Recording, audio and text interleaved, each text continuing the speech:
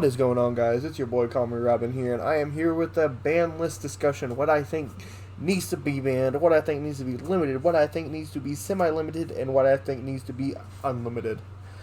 And I am going to be going through them one at a time, explaining my reasoning behind each card that I put onto this list to try and cover it and try and give y'all my thought processes on all of it. So we're going to hop straight into the ban cards. Starting off on our bans is going to be Block Dragon. Block Dragon is too strong with that Emancipator, and it makes it where you can, I think, banish 3, and then you can search 6. It's too much power given to one deck. In fact, and then you get a 2500 beater off it as well. Way too strong. And then you can it makes it where you can just make the deck way too overpowered. It needs to be banned for a certain reason. That's the reason right there, making it where it can just open way too many doors for the deck.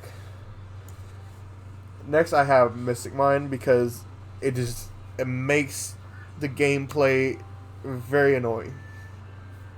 I understand it's a good rogue strategy to slow down the meta decks to make it where you can have the ability to play, but it doesn't stop spells and traps, which is where Eldritch and I think some Emancipator's cards really do come in clutch, because Mystic Mind just stops the monster effects and the attack declarations. But if they're running Cosmic Cycle and whatnot, Mystic Mind's outed. But Mystic Mind just really does not make the game fun. It makes it where it's really an annoying deck to deal with for the most part, and makes it where mentally, it makes it where Yu-Gi-Oh! Cannot be enjoyed. And the whole point of Yu-Gi-Oh! Is to have fun. I understand there's a whole competitive side, and I personally play competitive, but this is bullshit. Not to be rude or nothing. My next card is going to be Jet Synchron, because this is a one-card needle fiber. Who thinks one-card combos should be allowed in Yu-Gi-Oh? I definitely don't. Because you open a Jet Synchron, you go Jet Synchron, Link Karibo, and get social summon Jet Synchron back. You can literally just discard one card pretty much, and then get Jet Synchron back. Go into Halka Fibrax. Halka Fibrax just keeps going. Drops fucking, you can do that, special summon another one from deck play. You're going to be like Despot 1 or whatever tuner you're going to special summon. And then you're just going to continue your combos under Auroradon and whatever else you want to summon. And then on to the next bands is going to lead me to the extra deck, which is going to be True King of All Calamities and S0 for the same exact reasons. They don't let you play Yu-Gi-Oh! True King of All Calamities declares all card types to be on your opponent's field to be one type, and any monster that shares that type cannot activate their effects or attack. Think about that. Just imagine being able to sit there, you build a board, they burn through all your negates, get 2 level 9s out on the field, which is pretty simple for some decks to do, aka Dinos and Ancient Gears, and there's a lot of decks that can do it. They drop a True King of All Calamities and they pass turn. During your turn, they detach one, and boom. They're like, alright, well, I'm going to declare all dark types. All your monsters become dark. You can't activate monster effects. You can't attack. It's Mystic Mind the monster. And you can summon it and attack, and then attack still. Like, how fucked up is that? A 3000 beater that your opponent can have and can stop your effects for a whole turn. That is overpowered. It makes it where you could just continuously. And then my other card, obviously Utopic Zexal, because it needs to be a preemptive hit because new runs are coming out. I've played against New Run. New Run can drop Utopic Zexal like it's a piece of fucking cake. It can sit there, activate the field spell, or activate the regular spell. So summon 4 Numeron monsters, go to Utopic Zexal, 3k beater, during your opponent's turn, detach 1, can't activate. They can still attack, but you just can't activate cards. And that's hard to play around, especially considering if you're playing a deck like, say, Pendulums, or a deck that, like, Paleozoic, or any deck that actually fucking matters, or any deck in general that has effect monsters. You just can't activate monster effects. Is Utopic Zexal just detach with one that says no? And how would that be fun to play against, honestly? Alright, leading into my semi-limits, my first one's going to be Mega Fan of Beast O Lion, even though you only run one anyways. Just make him less accessible and make it where if they draw one, they have no way to put it back anyways because he is a tuner. And the effect of Auroradon makes it where you can you special summon the 3, right? Then you destroy 2 of your tokens, special summon O-Lion. Then you synchro summon with O-Lion and one of the level 3s to go into whatever the fuck you want. That's a fucking synchro for 5. And then fucking, you get an extra token off of it, plus still have Auroradon. And then you can turn around and use whatever monsters go through your full combo, and then still end on with multiple negates. Think about that. It makes it where you can set up an extra thing by being an extender. That's what I'm saying, not a full-on ban, because this card still needs to be playable, like Phantom Beast uses it alone. But the fact that you can do this very easily, yeah, and it's a fact that people, if they do have an extra O-Lion, say they're running 3 for some reason, they banish it and they get to normal summon an extra O-Lion, that ain't right. The card's too strong. It needs to be slowed down majorly. Leading into my next limited, Snow. Snow will encourage the strategies, the rogue decks, and the tier 1s and lower to actually be able to play a card that you can banish 7 and then set 1 monster. It's not as strong as Mystic Mind because it doesn't shut down a whole field from attacking. It just sets your opponent's monster, which will balance it out the game sometimes. Mystic Mind does not balance out games. It one-sides games and it just sits there. If you set opponent's monster, they can still sit there, use it, tribute the monsters and tribute something still. But Mystic Mind and Calamities and Zexal, nope, can't do nothing. So I think Snow can come back and give the rogue and degenerate strategies another chance at playing. Another card that I think can come back is Astrograph Sorcerer.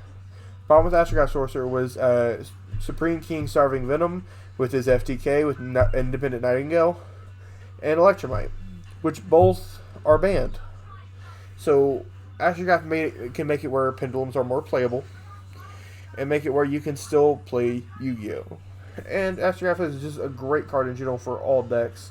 Like, literally, just think about it. You can sit there, if a card is destroyed by battle or card effect, you can special summon the card, then choose 1 monster graveyard extra deck, or that is banished, and that was destroyed this turn, and add 1 monster with the same name from your deck. That makes it where you can actually play. You can banish this card you control, plus 4 monsters from your hand, field, and or graveyard, and then you can special summon Supreme King's Arc. It's not as overpowered as it was back then, because Electromite's gone, so you can't use Electromite, pop, Astrograph, search, whatever you just popped, and then play it. It's not a combo anymore. The ability to pop in pendulums is not as strong as it used to be, and the FTK is pretty much gone by this point. Which is also going to lead me into the Kieran argument. Kieran could come back with the ability that it has. The monster effect sits there and allows it to be able to pop 1 pendulum monster and 1 monster your opponent controls, but you got to target or return them to hand. And it's a once per turn effect, obviously, because imagine if Kieran wasn't once per turn, you know? It can't be targeted or destroyed by your opponent's card effects, which makes it even better. So it makes it where your opponent can't just simply lightning storm your Kieran off and then just swing or anything. Or say they want to try and Stormforth you, just Stormforth, nope, can't be targeted. Kieran would make pendulums have a little bit more power. I'm a pendulum player, but I don't think pendulums would be the best deck ever again, unless we get Electromite back. But I think giving us Astrograph and Kieran back would give the deck a little bit more power than where it's standing right now, because it's not even really sitting in Rogue; it's sitting below Rogue.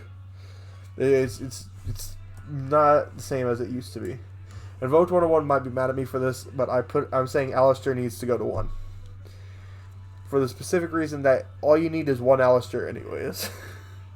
As stupid as that sounds. 1 Alistair gives you the ability to go into all 3 invocations because of the ability to be able to normal summon or flip him face up and add 1 invocation. And an invocation, you can banish invocation to add Alistair back to hand. So say you go into your Makaba, and then you banish the invocation, add Alistair back to hand. Say you run double summon for some reason. Summon him back. He's not once per turn. Search another invocation. I think invocation once per turn though, so you can have it ready for next turn. But make it where Alistair is less accessible. He's not really searchable too easily. But it makes it where the game states a little bit more viable for those who are going up against Invoked Mech Knights, which is a very common deck being played now because everybody hates this format. Another card I can see coming back to 1 is That Grass Looks Greener. because Infernoid is still a strong deck, mind you, because they got cards like Zombie World and the Viruses and any other card that activates effects. But Grass makes it where you can have the ability to make it step up a little bit more from Rogue. I'm thinking more of a balanced format, this format, because we've seen so many cards just coming out of the blue, like Dryden and all these other cards coming off the list to one. Hell, even Watcher Reborn back literally a year and 2 months ago, February 2019. Solemn Judgment. This is a card that kind of needs to come back because it's very counterable now. Versus back whenever, upon release, whenever it was at 3, this card wasn't very counterable. We were just barely learning the hand traps. We didn't have infinite impermanence to take out a whole fucking row for spells and traps. We didn't have ways to out it. Versus now, we have ways to out it a lot easier. That grass looks greener. Ash Blossom. No. It makes it where it's a lot easier to out and makes it a lot easier to play. And that just deleted, but hang on, let me. That grass. Let's slide that into the side deck. Alright. Alright, and now onto the extra deck. Hulk Fibrax. That way it's not as accessible because I've seen people have one Hulk Fibrax summon negated, turn around and go to a second Hulk Fibrax because they have enough monsters on board to do that. Or enough material into the deck to be able to summon multiple Hulky Fibraxes. I've seen it. If this card goes to 1, it makes it just less viable an option. Doesn't destroy Hulk Fibrax completely, but it gives it kind of power creep that it needs where it's not too overpowered. Like OCG has it banned because it was in a bunch of FTK loops. And we're not as degenerate over here sometimes, but we haven't really found many FTKs. Leading on to the next one, Thunder Dragon Colossus, because Thunder Dragons really got the dick for Master Rule 5 because they never had the ability to try Colossus. I don't think Thunder Dragon would take the top spot because you got Eldritch, Eldritch and Adamantipator, which could easily counter it. But I think Colossus could be a game changer because if you're slowing down your opponent's ability to be able to go into the deck, like Eldritch does a lot, it was Colossus, it makes it where it's so much easier for the deck to play, and it makes it where they actually have the ability to not be a rogue deck. Because ever since Colossus got banned, they just pretty much turned into Dragon Link combo with Thunders. Now, my opinion that a lot of people disagree with, it's time to unlock the Shock to 1. Shockmaster is a once per turn. You can either take out monster spells or traps. He's easy to summon, but he's not easy to summon because he has too many outs now. Infinite Imperm's a fucking thing. You got Effect Veiler. You got all these outs, which is Ghost Ogre. You got everything that can out this card. This needs to be able to have the ability to come back. Because it can be a game changer, like most of these cards are, to be able to balance this format and make it where it's not as overpowering. And that's why I think Shockmaster can come back to 1. 3, hell no, because the ability that like some decks can do, like say even Adamantipator, they can probably drop 3 Shockmasters, go, ooh, there's one Shockmaster, one Shockmaster, one Shockmaster, and pretty much full Utopic Exile, so you can't activate anything until the end of your opponent's turn, which is kind of be fucked up. And because only Dryden came back, and I think Broad Bull's a little bit more generic for Beast Warrior types, but I think it can. I think Broad Bull can come back to 1. Because as much as I dislike Zodiac, and Tony probably kicked my ass for saying that, Zodiac can still play, and it still needs the ability to be able to play, and Broad Bull was one of their combo extenders. And with one Broad Bull, they'll be able to extend their combo to be able to search that fucking Zodiac that they needed, because Barrage was at 1, so they will never be full power again, which is a good thing. And it makes it where Zodiacs can actually play the deck and not have to stress. Next are my semi-limits. I'm going to go into Terror Top because Terror Top has been has been limited for so long that it's a viable card still, but I don't see it going far in this game state nowadays. I understand it's still a very good card, and Invoked 101 has showed me that. But where it sits nowadays, it would be more run into an engine, and I think Terror Top was ran back in some FTKs nowadays that are taken care of. But Terror Top has the right to come back to 2, just to see what will happen, because obviously at 1 it hasn't done anything. At 3 it was a problem back then, but now at 1 it still won't be as accessible, but it'll still be able to be playable for speedrun players that do enjoy playing the deck. My other semi-limit will be Pinkertops, because Pinkertops deserves to fucking be at 2. Because this format's pretty much go first.exe. If you go first and you set up your board correctly, you win. Pinkertops can help change that game state by making it where you can special summon, and if they don't negate that monster's effect, they lose important combo pieces. But if they do, that makes it where you're valuable to go into your combo pieces. Pinkertops can be a card that can come back to 2, maybe even 3, to balance the format to make it more accessible. Be able to make it where you're able to actually play the game and enjoy it without having to play around a bunch of negates, and this is a negate taker. Because if they don't, you take out something else that can negate something important to your plays. Now, moving on to my unlimited, I do believe that Widow Anchor can come back to 3. It stops monster effects, which is necessary nowadays, because stuff like Eldritch can make where you can drop it back down as soon as it's summoned from 3,500 to 2,500. That 1,000 attack points can change stuff.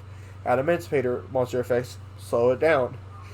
Widow Anchor can come back to 3 to change the game state to make it where it's more playable, and make it where Sky Strikers are more playable. Obviously, we're never going to see Engage come off this list. And if it does, it'll maybe go back to 1, but not 3 like it was, because Engage is way too strong, and so is Multi-Roll. Multi-Roll was way too strong. But now I say Sky Striker will never be full power again, and Widow Anchor is a good part of the deck that makes it where the deck's actually playable and viable to play for that turn. Yeah, you can snatch till a monster till the end phase, but even then, if you're negating its effects, yeah, unless it's a huge beater, it's not really going to get you far. But it can be the decider between winning games or not. And that's what Sky Striker needs, because Sky Striker has a good build-up game, but once they run out of resources, like run out of Widow Anchors to take the opponent's big boss monster, there's not much that they can do. Tour Guide, because Tour Guide's at 2. Tour Guide can go to 3 because level 3 Fiends, BA is not as strong as it was.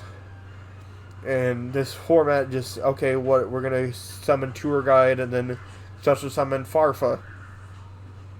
Then Link to special summon. Try and build a board with 5 cards in hand. And if I can't, then I lose. Ouch. No offense. It's just Tour Guide can come back to 3. It's not as overpowering as it was back then. It's a card that needed to come off the list for a while now. And personally, something that can change this whole format, Max C to 3.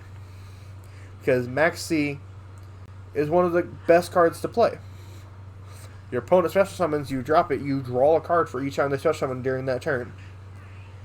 That is very important to a lot of people. And I remember back in the day doing Max C Challenge, because Max C Challenge was fun. Because you have to sit there and try and play through your opponent drawing so many cards.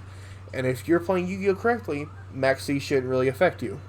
Another way, say if you're running Droll in your deck, if you Max C and then drop a Droll on your opponent, they can't draw off that Max C. There is still outs to Max C now that we didn't have back then. But Max C still makes it where the game state can be a little bit more balanced, because it'll make your opponent question, man, do I really want to summon that much? Or do I need to slow it down enough to play and not give my opponent so much card advantage? And we'll make it where it'll change the game state and make it even more balanced. I want to say thank y'all for coming to this Banlist prediction video. Y'all can leave a like, a comment, subscribe. Thank y'all very much. This is Call Me Robin, signing out. Peace. All this world in the clouds around the moon will fade away and wither.